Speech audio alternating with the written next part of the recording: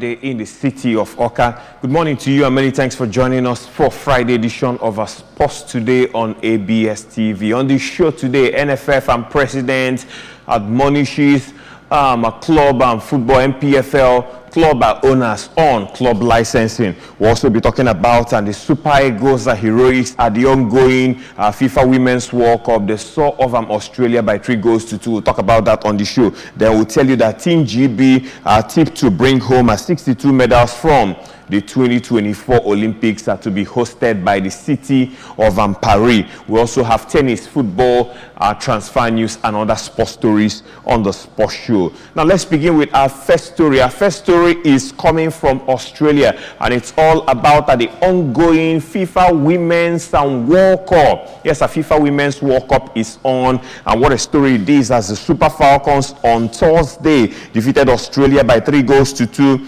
at the Brisbane Stadium. It is the first win for Nigeria in the competition and the 5th win in the history of our Women's World Cup. With the win, the Super Falcons' chance of reaching the round of 16 have been boosted after Canada secured a 2-1 victory over Ireland, and that was on Wednesday. In their opening match at the tournament, the Falcons displayed a defensive prowess, including goalkeeper Chiamaka Nnadozie serving a penalty to secure a commendable point for the Super Falcons in that game. So the game ended 0-0, and now the Super Falcons are played against Australia and got the better of them, and the match ended by 3-1 in favor of the Super Falcons. Let's tell you that come Monday, they will be playing their last group match, and their last group match is against, their last group match, it may interest you to know, is coming up against Ireland, and that match is expected to happen by 11 a.m. Nigerian time. That's on Monday, and also Canada will also be taking on Australia in that group, so the matches will be played simultaneously. Of course, if Nigeria will defeat Ireland, they will top the group with 7 points, and then have opportunity of meeting maybe the second best team in another group. So we'll be watching out for that, and we wish the Super Falcons all the very best as they continue their quest at the ongoing FIFA Women's World Cup being hosted by Australia and New Zealand. And that's a good story for the Falcons. 3-2 win it was against Australia, and that was yesterday, and it happens to be one of the host nations, and that's quite remarkable for the Super Falcons of Nigeria. Also, let's equally tell you still on that Denmark is expected to take on England, and that is a match in Group D coming up later today. As a matter of fact, that match just kicked off around 9:30, and we've just played about 5 minutes in that game. England-Denmark is on at this point now, and China is expected to take on Haiti. That match will be happening at 12 noon later today. In Group B, Argentina played out a 2-2 draw against South Africa. Good result for South Africa. South Africa holding Argentina, and that match ended at 2-2. And Africa gradually coming out now and giving the top teams in the globe a run for their money when you talk about female football in the globe, and we wish them the very best as they continue in their quest the ongoing FIFA Women's World Cup being co-hosted by Australia and New Zealand. Away from that, the president of the Nigeria Football Federation, the NFF, Haji Ibrahim Musa Gusau, yesterday inaugurated the new board of the Nigeria Premier Football League, the elite division of Nigeria's domestic football league, while advising the board to take seriously without caring whose ox is God, the issue of enforcement of club licensing requirements. And club licensing is a fundamental football development trajectory that the new board must take very seriously. Therefore, I charge the new board to set a target which must be met by all clubs as prerequisite for participation in the league. I also want you to see a percentage compliance on the club licensing requirements for each club, so that every season you can measure the extent of adherence by each club. On the issue of change of name, the NFL president insisted that the option must be tabled before the Congress of the Nigeria Football Federation for approval, and the necessary processes are undertaken for a change to take effect. In attendance were the chairman of the MPFL, Honorable Buenga Elebole, Malam Mohammed Nasiru Saidu, member Barrister Paul Benny, Ogun, member. Mr. Daniel Amokachi, member. Dr. Oke Baluku, member. Malam Suleiman Umar, member. And also Mr. Dominic Ayofa, member. There were also the Secretary and Legal Advisor, Barrister Danlami Ibrahim, and the Chief Operating Officer, who is Prince Davison Oumi. There were also the Secretary's Legal Advisor there, equally advising on things to do to get the league better in case of legal action from maybe elsewhere. And the new NPFL board has 2-year tenure, same as the boards of the Nigeria National League, the Nigeria Women Football, and the Nigeria Nationwide League One that were inaugurated, and that was in the previous week. Moving away from that now, let's talk about the Nigeria Premier Football League club, one club that has gained promotion back to the NPFL, and we are talking about Kano Pillars. Yes, Kano Pillars have announced that the appointment of Abdullahi Maikaba as the new head coach of the club ahead of the Premier League season. The Sai Masugida were relegated at the end of the 2021-2022 season after being deducted 3 points for an incident involving match officials during the game against Dakar FC. However, Pillars are won promotion back to the big time at the first attempt under the guidance of Evans Ogenyi. Although he has since parted ways with the club, they have now turned to Maikaba, who previously served as an assistant coach at the Sani Abacha Stadium, while also managed the Wiki Tourist, Akwa United, Plateau United, and Enugu Rangers. The 58-year-old has vowed to bring back the glory days for the 4-time Nigerian champions, with their last title coming in 2014. So it's official. Abdul Maikaba, the former coach of Akwa United, Plateau United, and Rangers International, was the last club he coached, has gone back to the north. Now he is with Kano Pillars, and we expect to see Kano Pillars and Castina United come 2023-2024 season, which is expected will be starting in the month of August, late August, by the Nigeria Premier Football League. That's the story coming through. But the main issue now is that Abdul Maikaba is now the new coach of the promoted team from the NNL in the mode of Kano Pillars. And now let's tell you, in tennis, that Nigeria had a good start to the 2023 Davis Cup after David Cup Africa Group 4 International Tennis Tournament after dismantling Angola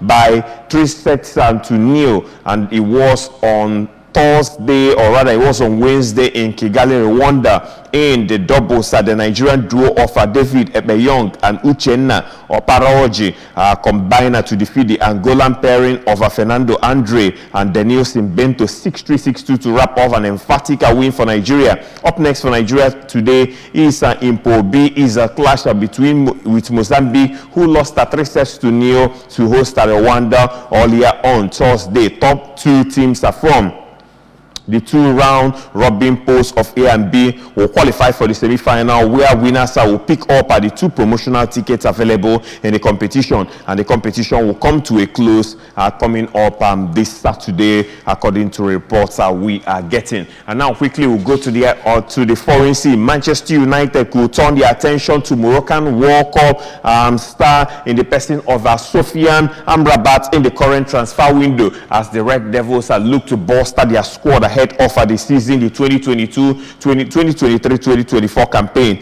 The midfielder general reportedly caught the eyes of numerous suitors around Europe following his heroic displays for Morocco at the 2022 FIFA World Cup. And according to reports, football expert and transfer guru Fabrizio Romano, United have been tracking Amrabat's progress since June, but will have to wait for our outgoings before overseeing a deal to land the 26-year-old Moroccan international we hear. And elsewhere, Watford forwarder Ismail Assar. Yes, sir, Ismail Assar is in the news, and that man has moved to French side Olympique Marseille and is expected to play at the Stade Velodrome come at the start of this coming season. And defender Christian Kabasela has joined Udinese for an undisclosed fee. Star, 25 years of age, has scored 34 goals in 131 appearances and for the Hornets after joining from Rennes. It was in August 2019. And Watford forward Ibrahim Sarr has moved to French side Marseille,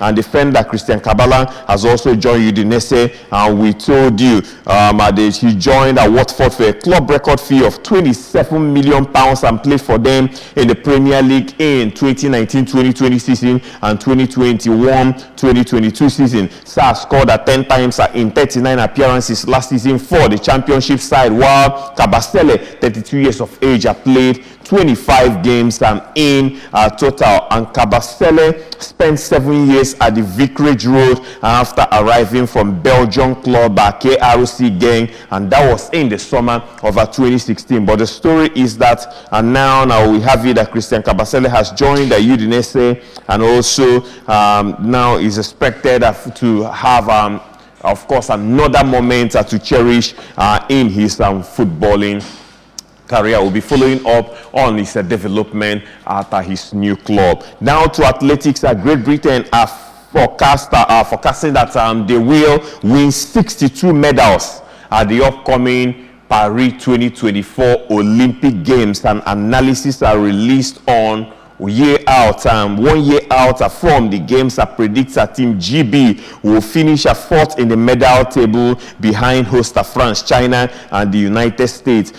Britain won 65 medals at London 2012, and then 67 in Rio in 2016 and 64 in Tokyo 2020, having failed to reach 60 in single games in 100 years before that. And the Grace Note forecast predicts 10 individual gold medals, including skateboarder Sky Brown at the age of 15, and Kelly Hodgkinson in the 800 meters, Bethany Shriver in the BMX, Jessica Gadirova and Brian Page in gymnastics, and Bradley Sinden in taekwondo are some of the other athletes are projected to take gold. And World 1,500 meters champion Jake Whiteman and women's bronze medalist Laura Mia are forecast to win bronze and silver respectively in Paris, while Dina Asher Smith is predicted to take 200 meters bronze. However, European 200 meters champion in the person of Zanel Hughes is among those not included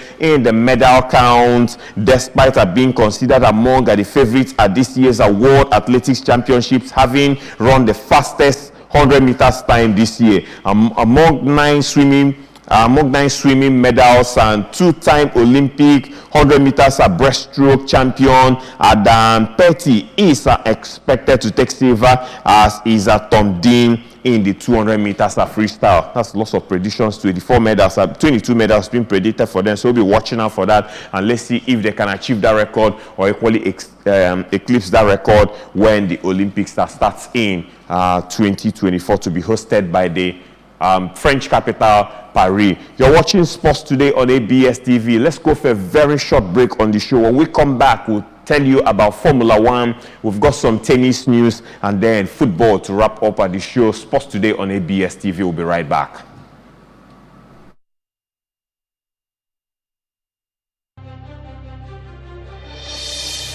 Anambra Broadcasting Service, ABS. With delight, we bring you the light that we bear through our illustrious leaders.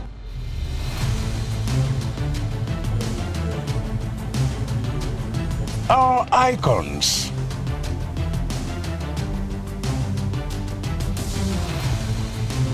Our industrious people. Our rich culture. Our places of pride.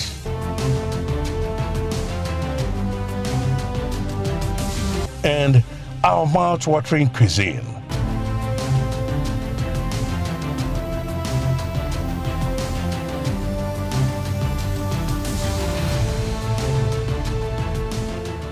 With unbridled professionalism and renewed tenacity, we serve you real-time news, information, entertainment of varied genres with unfettered reach of your clients and customers. AB.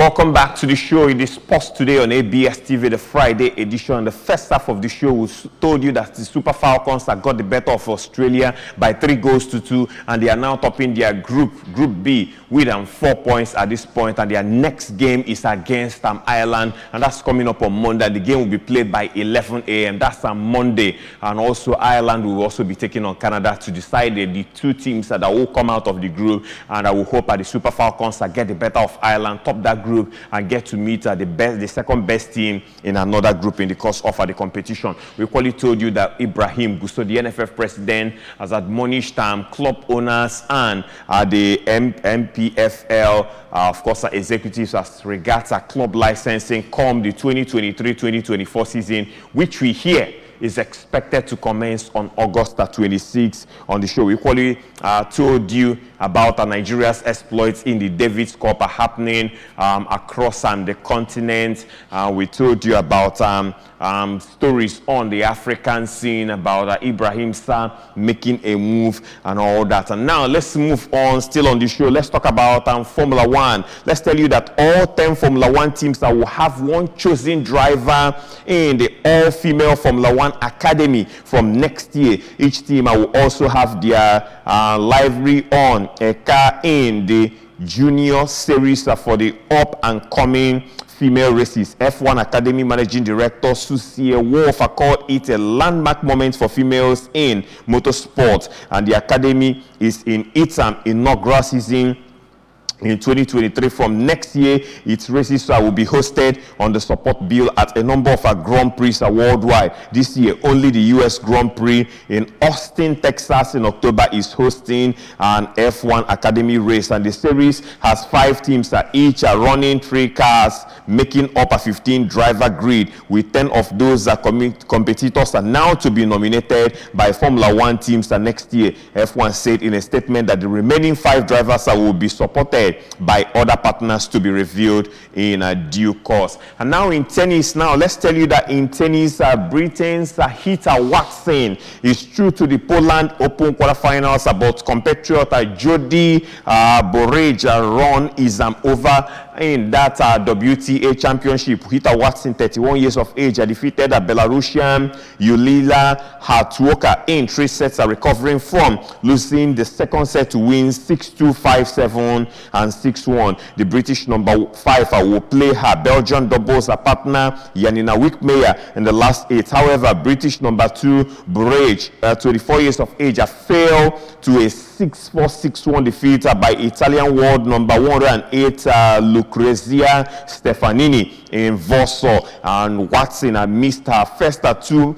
match points when leading Hartwoka 5-4 in the second set, but produced a dominant finish after the Belarusian forced a deciding set. And Borage, who reached the second round at Wimbledon, lost 8 games in a row after breaking for a 4-3 lead in the first set, as the second quickly unraveled. Watson and Janina Wickmeyer overcame a British pair of Olivia Nichols and Alicia Barnett 6-2, 5-7, 10-7 in the second round of the women's doubles, and that was later on Thursday. And lastly, in football, let's tell you that Brighton and Hove Albion have rejected a further bid from Chelsea, believed to be around £80 million for midfielder Moses Caicedo. Caicedo, 21 years of age, is with Roberto De Zerbi's squad in New Jersey, where they are set to play Newcastle United this Friday. And Brighton and Hove Albion are understood to have rejected the revised offer instantly and are said to be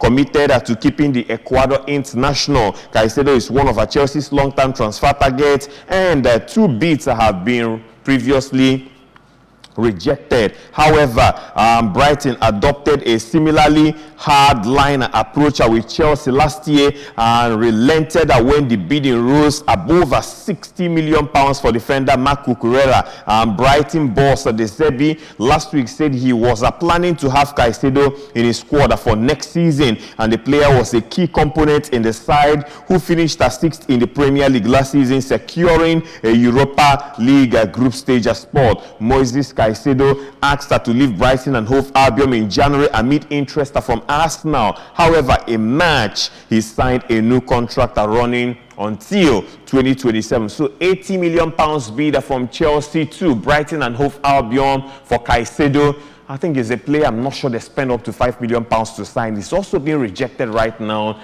But let's see if Chelsea will be coming up with another improved bid. I hear this is their second or third bid. And let's see if they will be coming with another mammoth bid to see if they can secure the services of Moses Caicedo, a player just 21 years of age.